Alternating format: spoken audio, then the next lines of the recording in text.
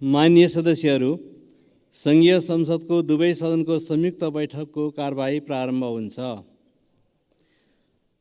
माननीय सदस्यहरू, नेपालको औपचारिक भ्रमणमा रहनुभएका संयुक्त राष्ट्रसङ्घका महासचिव महामहिम एन्टोनियो गुटेरेसलाई संयुक्त सदनको तर्फबाट म स्वागत गर्दछु। Honorable MPs, I would like to extend a warm welcome to His Excellency Antonio Guterres, the Secretary General of the United Nations, on behalf of the joint sitting of both houses.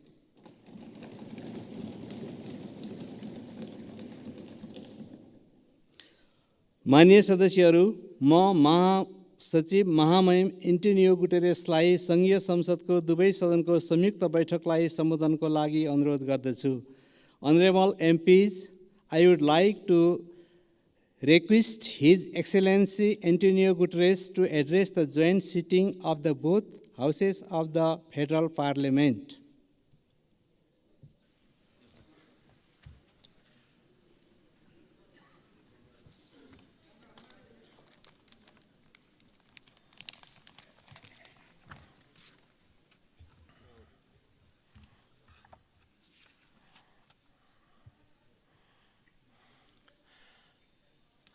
Your Excellencies, the two presidents of the two houses of the Nepalese Parliament, Excellencies, distinguished ministers, parliamentarians, and friends.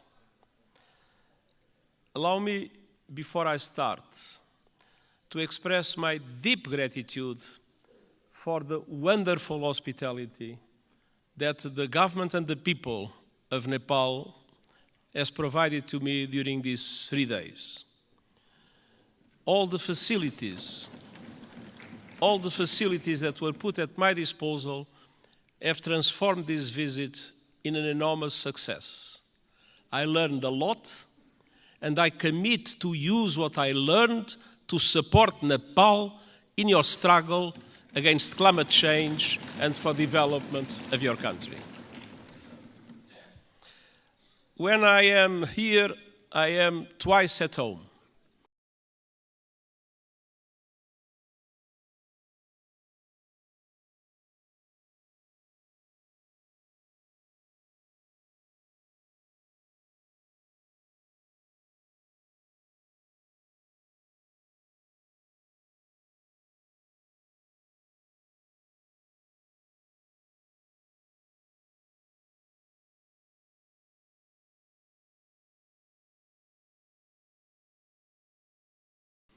I have been astounded, and this trip has been no exception.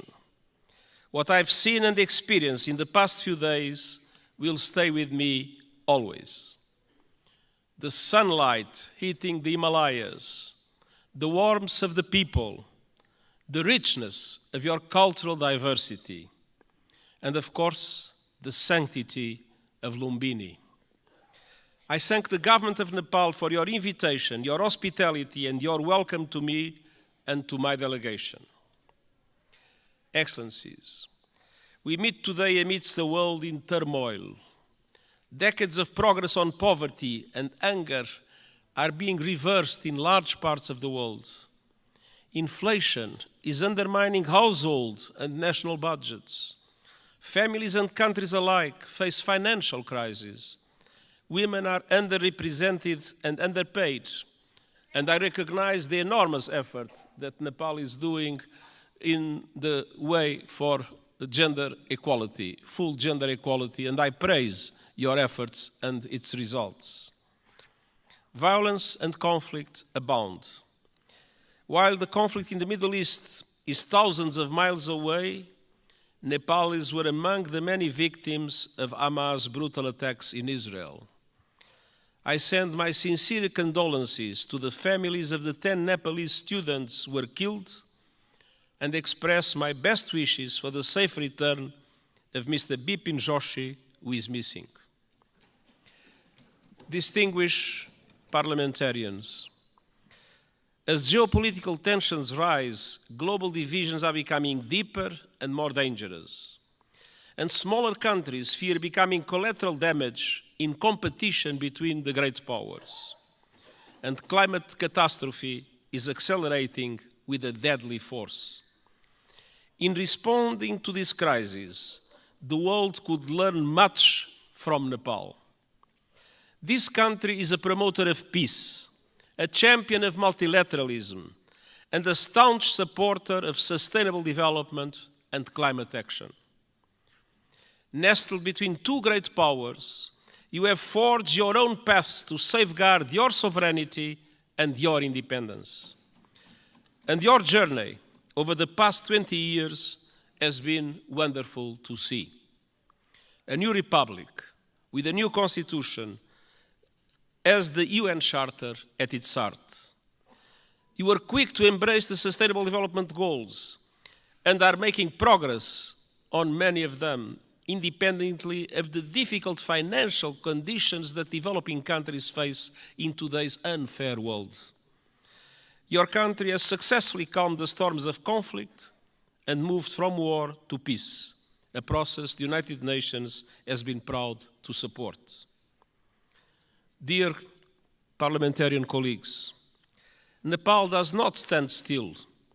Your dynamic story of progress continues today. Your graduation from least developed countries status is imminent, and the United Nations is committed to supporting a smooth transition. And you are preparing the final stages of our Nepalese-led peace process, healing the wounds of war through transitional justice. A process to bring peace to victims, families, and communities haunted by questions and scared by injustice, and help put the past to rest. Transitional justice can play a vital role in securing lasting peace, but we all know it's not easy. By nature, it's a delicate and complex process. We know that transitional justice has the greatest chance of success when it is inclusive, comprehensive, and has victims at its heart. When it centers on truth, reparation, and justice, when women participate fully, and when all victims of human rights violations can find meaningful redress. And I welcome efforts here in Nepal to drive progress and find solutions in this regard. And I want to tell you are not alone. The United Nations, respecting the Nepalese leadership of this process, stands ready to support you with your victim-centered process and its implementation in line with international standards, your own Supreme Court's rulings. The United Nations and Nepal are old friends. Our cooperation runs deep. Nepal has long been a cherished member of the UN family and a powerful voice for developing countries, most recently as chair of the Least Developed Countries Group. And this relatively small country compared with the big powers has made an outsized contribution to international peace. Of all the countries on earth, Nepal is the second largest contributor of troops to United Nations missions, military and police. I'm sincerely grateful to the Nepali people for their dedication, their courage, and their service in peacekeeping. And I would like to take a moment and ask for one moment of silence to honor those Nepalese who have lost their lives serving under the blue flag.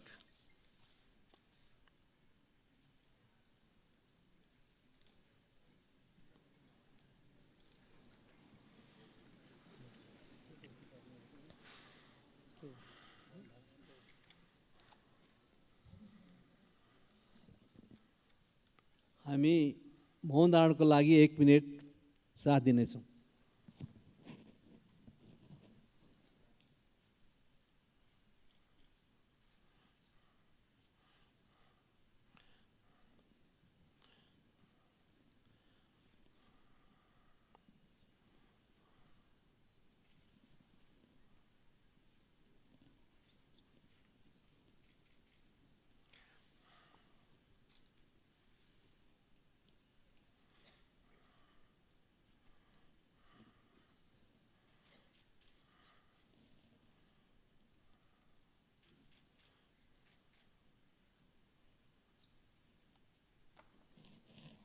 Thank you.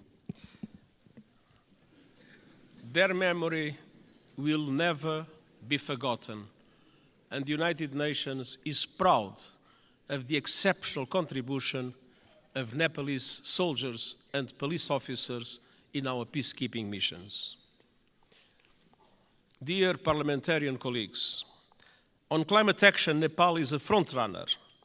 You are on target to reach net zero emissions by 2045. Thanks to extraordinary reforestation efforts, trees now cover almost half of the country. And you are one of the pioneers of the Early Warning Systems for All initiative, which aims to protect every person on Earth by 2027. Yet global crises are hitting Nepal hard, as they are developing countries around the world. The lingering effects of COVID-19 pandemic, inflation, and above all the climate crisis are threatening hard-won development gains and squeezing the funds available for investment. Nepal contributes a minimal fraction of a percent, 0.000%, to global emissions. But monsoons, storms, landslides are growing in force and ferocity, sweeping away crops, livestock, and entire villages, decimating economies and ruining lives. In August, landslides caused by heavy rains caused devastation and killed scores of people. And glaciers are melting at record levels. I was a witness. Nepal has lost close to a third of its size in just over 30 years. The effect is devastating. Swollen lakes bursting, rivers and seas rising, cultures threatened, and mountainsides exposed, inflaming the risk of landslides, and avalanche. Threats will continue mounting. Himalayan glaciers provide fresh water to over 1 billion people. As they shrink, so do river flows. In the future, now we have too much floods, but one day in the future, Himalayan rivers like the Indus, the Ganges, and the Brahmaputra will have their flow severely limited. Combined with saltwater intrusion, that will decimate deltas in this region and beyond.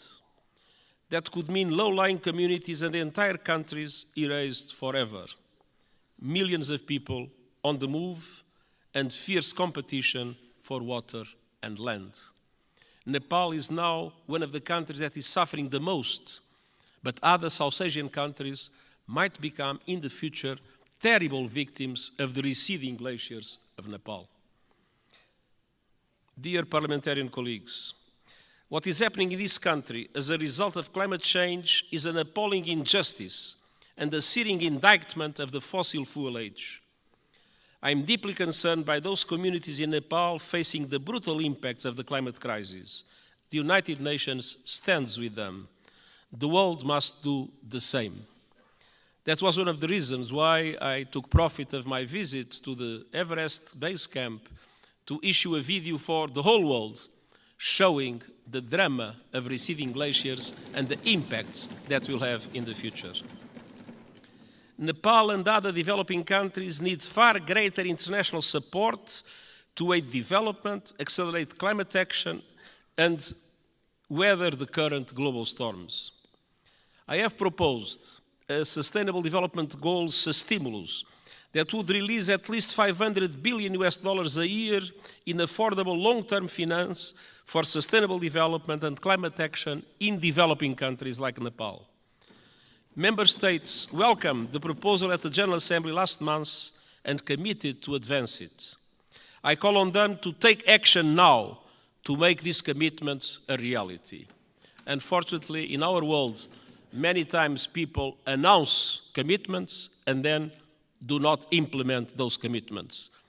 These commitments about finance for developing countries and climate action must be implemented. I urge leaders to act on climate without delay, with the biggest emitters leading from the front. All countries must put the acceleration agenda I propose into effect to limit the rise in global temperature to 1.5 degrees Celsius. and they must make COP28 count with a strong outcome building on the so-called global stocktake. And we also need to deliver climate justice. Developed countries must honor the promise of $100 billion a year to support developing countries in climate, and double adaptation finance as a first step of devoting half of climate finance to adaptation. Investment in the resilience of communities, in the resilience of infrastructure is today a must, because climate change impacts are not a problem of the future, they are felt today by the populations, and it is today that developed countries must support countries like Nepal to do the necessary investments in that regard. The most vulnerable must be at the center of efforts to build climate resilience. And all parties must operationalize the landmark loss and damage fund at COP28 this year. There is loss and there is damage. You can see it in Nepal.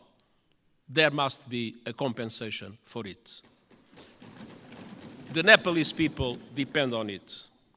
For families that have lost their home to storms, for communities forced to abandon their villages by rising rivers, loss and damage is not a negotiating point or a bureaucratic abstraction, it is a lifeline. Dear parliamentarian colleagues, Nepal has long been a friend to the international system, and today their system is in dire need of refresh, revitalization and reform. The world is in a state of flux, it is moving towards multipolarity, and that is a good thing. A multipolar world provides new opportunities for leadership and balance on the global stage. But this new dynamic requires strong multilateral institutions to maintain peace. History shows us that. At the beginning of the 20th century, Europe was multipolar, but without strong multilateral institutions, it descended into war that engulfed the world. That is not a risk we can take. We need strong international reformed institutions that reflect the realities of today. But ours, like the Security Council or the Bretton Woods system, mirror the world in which they were founded almost 80 years ago. They correspond to 1945. They do not correspond to what is the world in 2023. That must change. Developing countries must have far greater representation in international institutions. I have called for reform of the outdated United Nations Security Council, and I have proposed measures to reform the global financial architecture so that it better represents developing countries and responds to their needs. And these proposals are gaining traction at this year's United Nations General Assembly and beyond.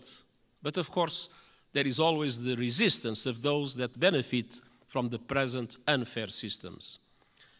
The United Nations Summit of the Future next year is an important chance to push further progress, and I count on Nepal's support to help make the change we need a reality. Dear parliamentarian colleagues, multilateralism must both reflect the world and respond to it. That means creating the institutions and tools we need to address new threats and to seize new opportunities. Today, technology is an example of both. It can solve problems and spur development, or it can entrench divisions and inflame inequality. Today, it's doing too little of the former and too much of the latter. We need a global response to the technologies that are changing the world at astonishing speed, to harness them for the good of humanity. And all countries must have a say, not only the most rich countries in the world that have more resources to develop those new technologies. My high-level board on artificial intelligence includes experts from G77 countries, the Global South. It will report this year, so member states can consider global governance options for artificial intelligence. And it must also bring the benefits of technology to all and ensure that a new technological era, no one is left behind. This is the purpose of the Global Digital Compact the United Nations is proposing. It aims to bring together governments and industry to ensure that technology works for all and accelerate the Sustainable Development Goals. And I hope the Summit of the Future will be an excellent chance to push progress. As a steadfast champion of multilateralism, peace, and developing countries' interests, Nepal will be a vital ally at the summit. Dear parliamentary colleagues, it has been my great pleasure to visit this extraordinary country over the past few days. What I've seen confirms a simple truth. Nepal is a friend of the world, so the world must be a better friend to Nepal. And the United Nations will never stop fighting to make that a reality, and I thank you.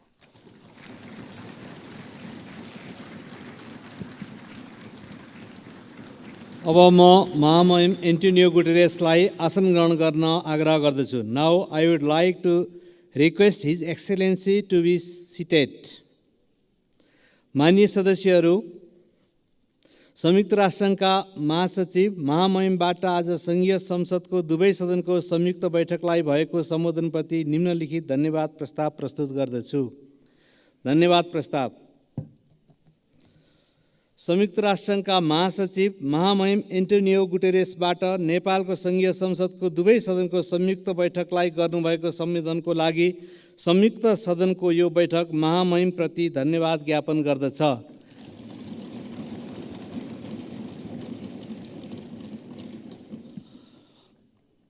Motion of thanks. This joint sitting of the Federal Parliament of Nepal expresses its gratitude to the Secretary General of the United Nations, His Excellency Antonio Guterres, for his address to the joint sitting of the both House of the Federal Parliament.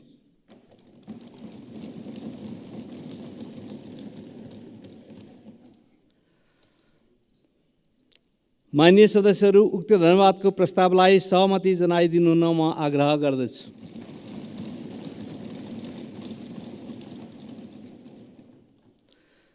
माननीय सदस्यहरू, यो बैठक स्थगित भए पश्चात सम्पूर्ण माननीय सदस्यहरू आफ्नो स्थानमा उभिएर महासचिव महामहिम एन्टोनियो गुटेरेसलाई बिदाई गरिदिनु हुन म आग्रह गर्दछु.